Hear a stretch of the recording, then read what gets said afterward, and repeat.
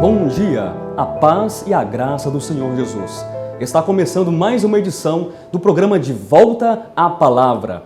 Um programa que nasceu no coração de Deus. Um programa que é feito com grande sinceridade e com total comprometimento com as Escrituras Sagradas. E nesta manhã, você assistirá uma mensagem muito especial que poderá mudar os seus conceitos, o rumo da sua vida. Uma mensagem dentro dessa série de mensagens sobre o propósito eterno de Deus e seus inimigos. Justificação pela fé. O homem é salvo pela fé em Jesus ou pelas obras humanas? Ou o homem é salvo pela fé em Jesus mais o auxílio das obras humanas? Afinal, qual é a resposta? Saiba qual é a resposta de Deus para você nas Escrituras Sagradas com o Bispo Alexandre Rodrigues. A graça e a paz do Senhor Jesus estejam com vocês aí em casa nesta manhã abençoada de sábado. E hoje nós trazemos um tema de grande importância espiritual para a vida de todos os verdadeiros e sinceros filhos de Deus. O tema justificação pela fé, ou seja, o tema que trata da salvação do homem, como a Bíblia nos orienta a respeito da salvação do homem.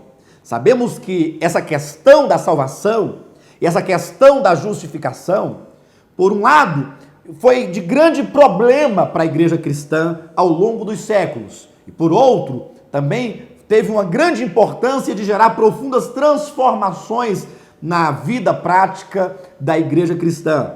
Esses dois aspectos podem ser entendidos quando nós compreendemos que a igreja cristã passou por três fases distintas. A primeira fase foram os 3 primeiros séculos de história da igreja. A segunda fase vai do 4º século ao século XVI, que foram um período longo aí de 1000 anos aproximadamente. E a terceira fase é do século XVI em diante, é o período chamado pós-reforma. Ora, tratando-se do primeiro período, a história comprova, a Bíblia própria profetiza sobre esse período, dizendo que embora a igreja sofresse tremendas perseguições e muito sangue fosse derramado em defesa da fé, todavia ela não perderia a pureza da palavra apostólica. Os 3 primeiros séculos da igreja cristã foram séculos de luta, foram períodos onde a igreja lutou com seu próprio sangue por manter a pureza da palavra apostólica. Todavia, quando introduziu-se o segundo período esse que foi marcado pela suposta conversão de Constantino, imperador romano, porque Roma até então matava os cristãos, porque Roma até então colocava os cristãos para morrerem nas arenas de Roma, comidos, devorados pelos leões. Roma tocava fogo nos cristãos vivos. Então, Constantino resolveu mudar de tática para poder destruir o cristianismo. E então o que ele fez? Ele forjou uma conversão, dizendo-se agora convertido ao cristianismo. Constantino promoveu uma miscigenação, um sincretismo religioso, somando elementos do paganismo, elementos do judaísmo e elementos do cristianismo, formando uma nova religião. E essa nova religião recebe então um nome novo, ou um novo nome, para poder identificá-la: Igreja Católica Apostólica Romana. É preciso que nós venhamos a discernir que a igreja cristã foi gerada por Cristo. A Igreja Católica Apostólica Romana nasceu do sincretismo religioso promovido por Constantino. Sincretismo esse que é uma miscigenação de elementos do paganismo, do judaísmo e do cristianismo, produzindo o que se entende, que se conhece por igreja romana. E isso durou por 1000 anos. Os cristãos, então, foram subjugados, a verdade de Deus fora perdida, e a grande prova histórica do que estamos dizendo é que a Bíblia foi tirada das mãos dos fiéis, porque supostamente foi dito que só os líderes, só os grandes, só os poderosos, chamados cleros, podiam interpretar, fazer a devida interpretação dos escritos sagrados, e que era então um perigo deixar a Bíblia nas mãos dos leigos, dos santos, dos filhos de Deus. E foi nesse período que surgiu um dos maiores enganos de todas as eras da igreja. Engano esse que até hoje continua contaminando centenas de milhares de cristãos. E que engano é esse? De que a salvação é obtida por meio de obras humanas.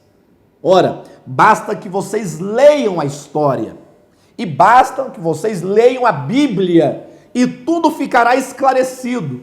Foi um período marcado por indulgências, um período marcado pelo comprar o direito de estar com Deus no suposto paraíso, por meio de pagar com ouro, pagar com prata, pagar com terras, com propriedades. Foi um período de que a igreja enricou muito, no sentido de que vendia a salvação, para os homens que não tinham conhecimento das Escrituras Sagradas.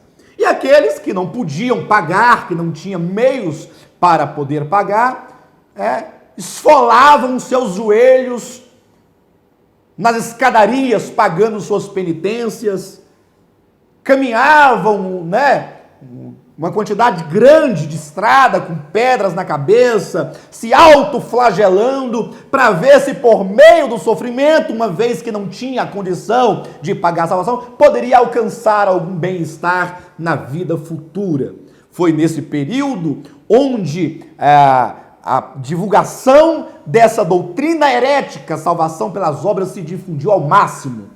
É aí então que nós entramos para o terceiro período da história da igreja cristã, chamado período pós-reforma. Não é nesse momento, por volta de 1500 em diante, que surgem os muitos reformadores, homens que descobriram que havia algo de errado nessa mensagem, e um deles, um dos principais, chamado Martinho Lutero, se levanta e faz uma exposição dramática, e uma exposição clara, específica, fundamentada nas Escrituras, pregando que a salvação é obtida unicamente pela fé em Jesus e nada mais. Constantino, que havia então introduzido toda aquela miscigenação, aquelas coisas, que agora sobrevivia e subsistia na figura dos representantes atuais, os chamados líderes papais, agora começam a difundir uma perseguição contra os reformadores.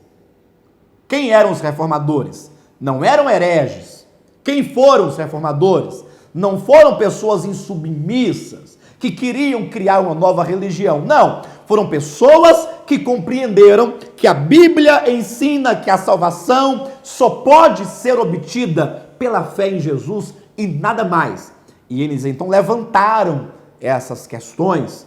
E Martinho Lutero, por exemplo, escreveu as 95 teses sobre a justificação pela fé. Novamente, muito sangue foi derramado.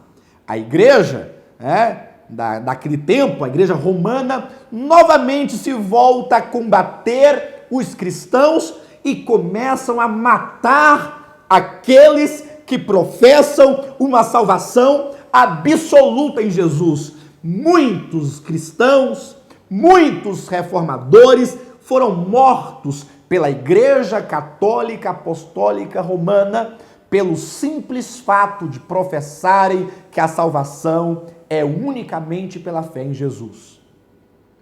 Foram queimados vivos em fogueiras aqueles que não se condicionavam à orientação papal, aqueles que não se curvavam diante dos ensinamentos romanos, eram queimados vivos, suas casas eram queimadas e eram chamados de hereges.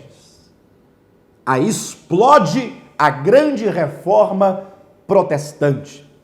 Acreditava-se então, com tal reforma protestante, que estes chamados protestantes, aqueles que foram, na verdade, excomungados da fé romana, aqueles que foram abortados da comunidade chamada cristã, né? Acreditava-se que eles dariam sequência no fundamento da justificação pela fé. Ora, mas o que aconteceu? Hoje, quando nós olhamos para os chamados grupos protestantes, para aqueles que nasceram da reforma protestante, que eles estão e continuam contaminados pelo vírus da salvação pelas obras. Tanto sangue derramado para chegar ao entendimento de que a salvação é pela fé, e hoje continua-se a mesma coisa. Centenas de grupos evangélicos cristãos continuam, de alguma forma, pregando a salvação pelas obras. Outros pregam salvação pelas obras e fé, uma mistura de fé e obras. Dizem eles, sem as quais não se pode obter salvação. Então, porque há tanta confusão, não somente ao longo da história, mas em nossa história presente, não somente na diacronia, mas na sincronia, então queremos chamar você para uma investigação bíblica. Fiz aqui uma longa introdução para você ver a importância deste tema. E nós vamos então estudar esse tema pela Bíblia Sagrada, começando em Gênesis até o Apocalipse, passando livro por livro ao longo da história, perguntando ao próprio Deus, ao Espírito Santo, aos profetas e aos apóstolos, que eles respondam como procede a salvação. Abra o seu coração, elimine de você todo o conceito pré-concebido e permita que Deus trabalhe a verdade no seu coração. Leia comigo aqui em Colossenses, capítulo 2, versículo 1 a 5, que diz assim: Gostaria, pois, que soubesseis quão grande luta venho mantendo por vós, pelos laudicenses e por quantos não me viram face a face, para que o coração deles seja confortado e vinculado juntamente em amor, e eles tenham toda a riqueza da forte convicção do entendimento, para compreenderem plenamente o mistério de Deus, Cristo, em quem todos os tesouros da sabedoria e do conhecimento estão ocultos. Assim digo, para que ninguém vos engane com raciocínios falazes. Observe aqui os pontos que são ressaltados aqui. Versículo 1, o apóstolo Paulo, o apóstolo dos gentios, diz que ele travava uma grande luta. Por quem? Pelos colossenses, pelos laudicenses e por quantos não o tinham visto face a face. Paulo declara que ele era um batalhador, que ele era um lutador em prol daqueles que haviam sido salvos em Jesus Cristo. E essa luta, versículo 2, diz que consistia em um esforço para que os irmãos pudessem possuir a riqueza da forte convicção do entendimento.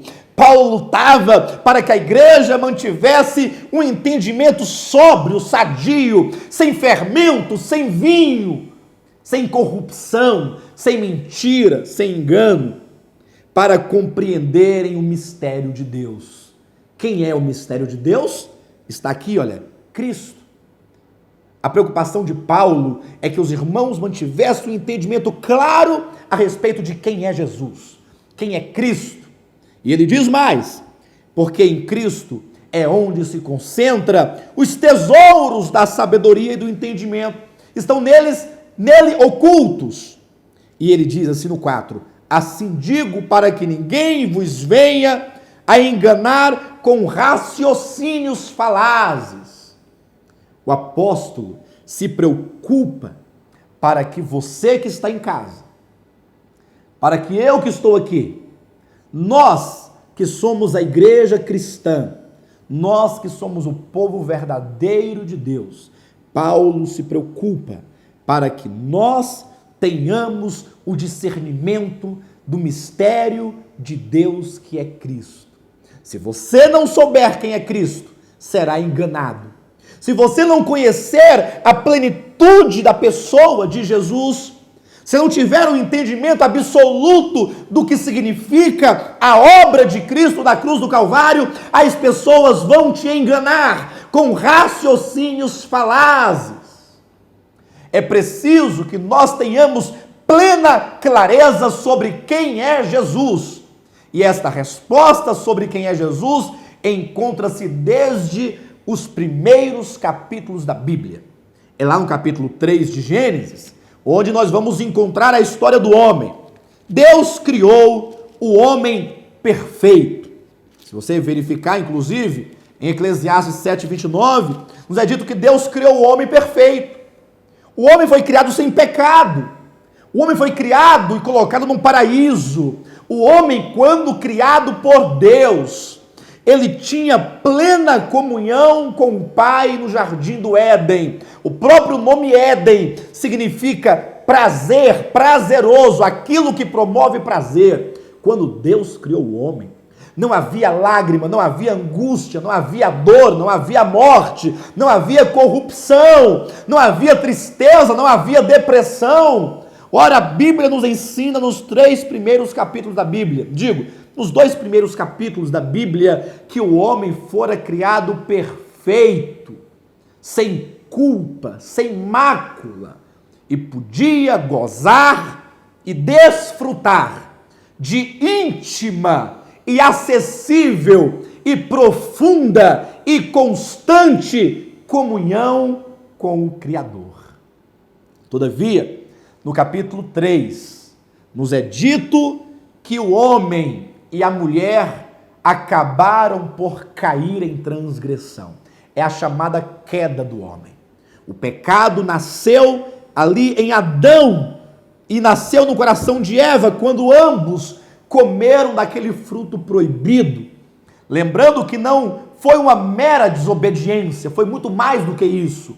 O fato de eles comerem aquele fruto trouxe para dentro deles, para dentro do espírito humano, para dentro da alma humana, para dentro do coração humano, para dentro do corpo humano, 2 elementos, o pecado e a morte. Conforme em Romanos 5,12 diz, assim como por um só homem entrou o pecado no mundo e pelo pecado entrou a morte. Olha só o verbo, por um só homem entrou o pecado, entrou a morte, algo que agora é parte integrante e essencial do ser humano. O homem caiu. E qual é o salário do pecado? É a morte. Então, aqui nós temos o início da história. Quer compreender a salvação do homem? Precisa começar compreendendo o início da Bíblia. O que acontece quando Deus entra, então, no jardim, no cair da tarde? Deus agora vai se encontrar com Adão, lá no jardim do Éden. E Deus será o primeiro evangelista da história humana. Ou seja, Deus será o primeiro a anunciar a salvação ao homem pecador. E se Deus anuncia aqui a salvação ao homem pecador, então existe, aqui eu digo, estabelece-se aqui um protótipo, um modelo, uma matriz que deverá se cumprir cabalmente na pessoa futura de Jesus Cristo. O próprio Deus é quem vai apresentar a salvação ao homem. E eu pergunto para você, quando Deus chega até o Éden, e Deus fala então com o homem que estava escondido, e Deus então fala quais seriam as consequências daquele pecado por eles cometido, a terra seria maldita, haveria ali os espinhos, os abrolhos, a mulher teria filhos com dores, o homem deveria então do suor do seu rosto cultivar a terra, são as consequências do pecado. Mas eu pergunto, quando Deus então oferece ao homem ali a salvação, o que Deus faz? Eu pergunto para você que está em casa. Eu quero que você reflita comigo. Será que Deus chega para o homem e diz que ele tem que fazer isso e aquilo outro para ser salvo? Quando Deus vai aqui ao homem, Deus pede do homem a colaboração das obras humanas com o fim de salvá-lo? Quem tem que responder não sou eu, não é você, mas sim as Escrituras, única base e regra de fé cristã. Deus exige que o homem cumpra com alguma obra humana a fim de justificá-lo? Pelo contrário, quando o homem caiu, ele viu que estava nu. A nudez, está aqui no capítulo 3, versículo 7, é símbolo da condição caída do homem. A nudez representa o homem na condição pecaminosa. Neste caso, o contrário, para mostrar o homem justificado, nós teríamos que ter as vestes. Se a nudez fala do homem caído, a veste que cobre a nudez fala do homem justificado. E o homem já havia, inclusive, providenciado umas vestes para si. Está aqui, olha, capítulo 3, versículo 7.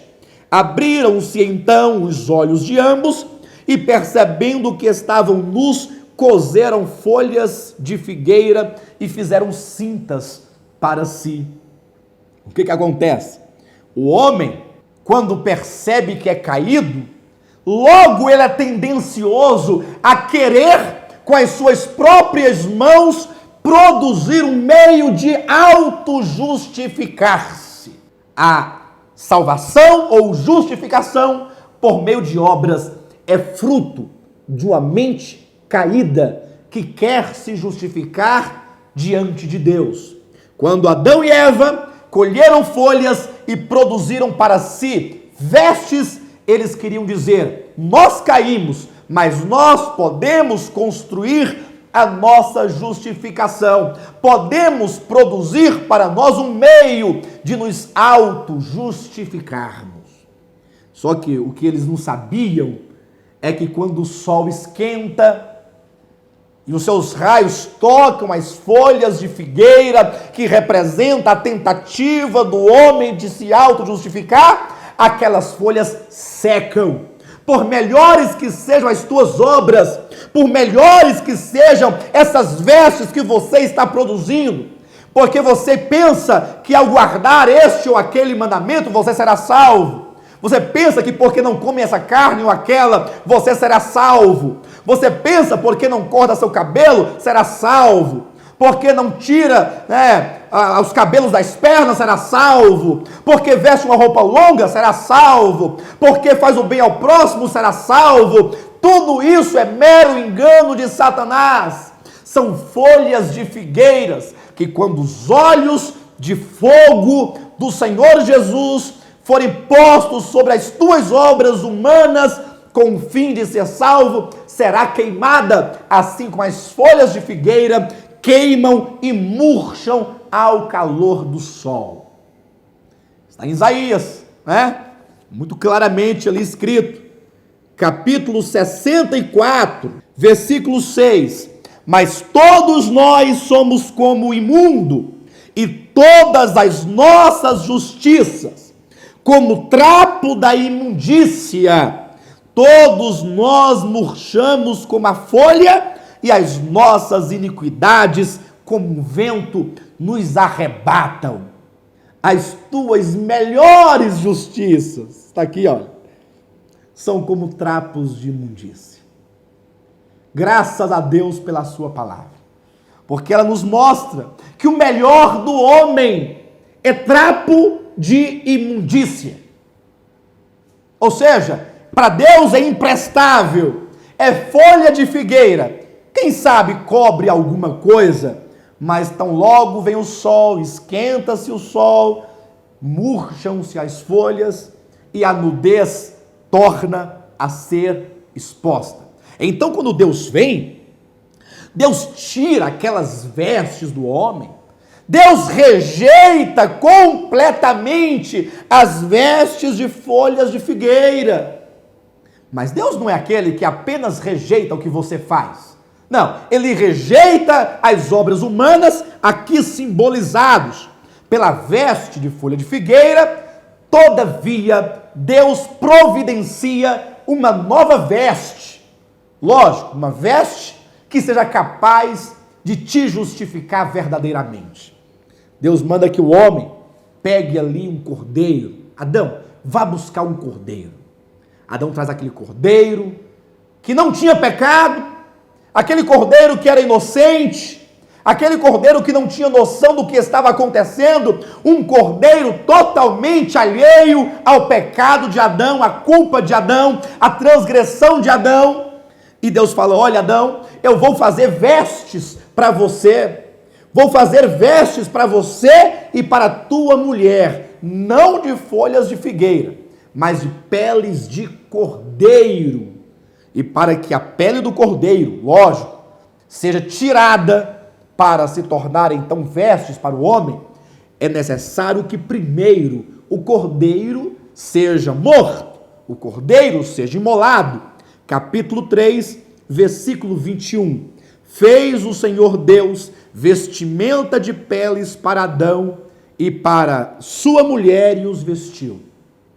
Adão viu diante dos seus olhos agora um cordeiro inocente sendo imolado.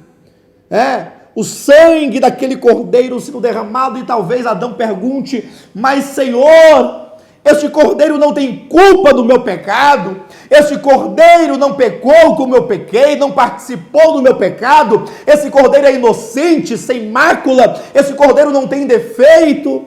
E Deus explica exatamente isso. Eu disse que o salário do pecado é a morte, Adão, e você pecou, e agora você tem que morrer. Todavia, o plano de salvação que eu proponho ao homem é a morte do cordeiro substituto.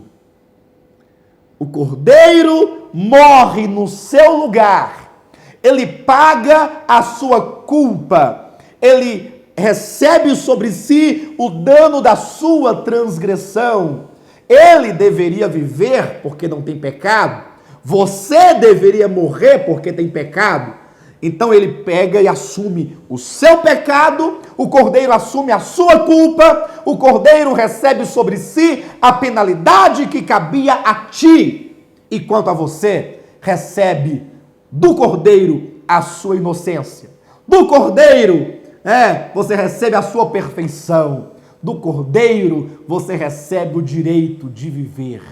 Deus tira a pele do cordeiro e cobre agora o homem com a pele do cordeiro, de modo que quando Deus olha agora para Adão, Deus não vê mais Adão, Deus vê o cordeiro.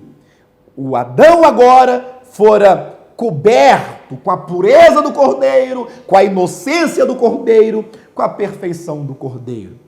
Talvez muitos de vocês em casa estão falando assim: que maravilhosa palavra, mas quem é esse cordeiro e o que ele representa? João, Evangelho, capítulo 1, versículo 29.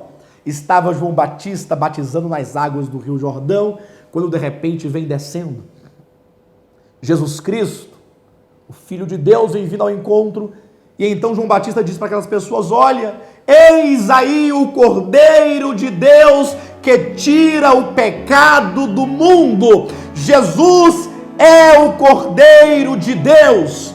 Jesus é o Filho de Deus que se fez carne e veio à terra ser o meu e o seu substituto. Ele veio receber em nosso lugar a nossa culpa, a nossa transgressão, morrer em nosso lugar, receber a penalidade da lei sobre si, de modo que Jesus morreu por mim. Jesus morreu por você e Ele pagou a dívida que nós tínhamos. Só que Ele não pagou 50% da dívida. Não. Ele também não pagou 60%, nem 70%, nem 80%. Ele pagou 100% da tua dívida. Jesus Cristo é o Senhor.